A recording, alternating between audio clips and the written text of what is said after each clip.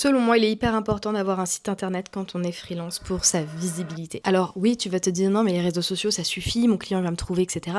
Sauf qu'en fonction de ta cible n'est peut-être pas forcément de base sur les réseaux sociaux. Le problème avec les réseaux sociaux, c'est qu'on s'éparpille pas mal, on partage du storytelling, on partage un peu sa vie, ses expériences, etc.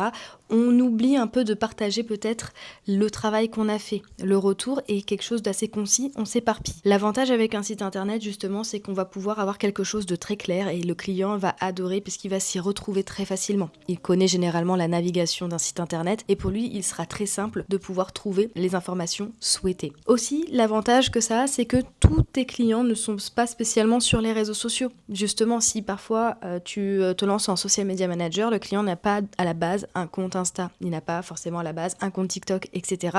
puisque c'est ton rôle de le créer. Et donc, en fait, tu permets à des personnes qui ont besoin de ton service, soit de la création de contenu sur les réseaux sociaux, d'un compte sur les réseaux sociaux, etc., mais qui ne sont pas encore présents en ligne, de pouvoir quand même voir ton contenu. Autre avantage, le référencement naturel. Moi, depuis le départ, mon site internet m'apporte énormément de visibilité et m'apporte beaucoup de demandes sur le formulaire de contact, et ça, c'est quelque chose qui n'est pas à négliger si tu es à la recherche de clients. Ça va te permettre de vraiment te différencier, et si ton référencement est bien fait, de pouvoir apparaître dans les premiers résultats de moteurs de recherche. Et si je devais rajouter quelque chose pour ton site internet en plus pour gagner en visibilité, c'est d'y associer une fiche Google My Business pour essayer de grappiller un peu de la visibilité sur Google, et ça, pour le coup, ça n'a pas de prix puisque ça t'aide vraiment à avoir des nouveaux clients, encore une fois. N'hésite pas à t'abonner si tu as besoin de conseils supplémentaires pour devenir freelance en l'espace d'un été avec 62 conseils donc dans la plage des freelances. Abonne-toi, c'est gratuit, un conseil par jour jusqu'au 31 août.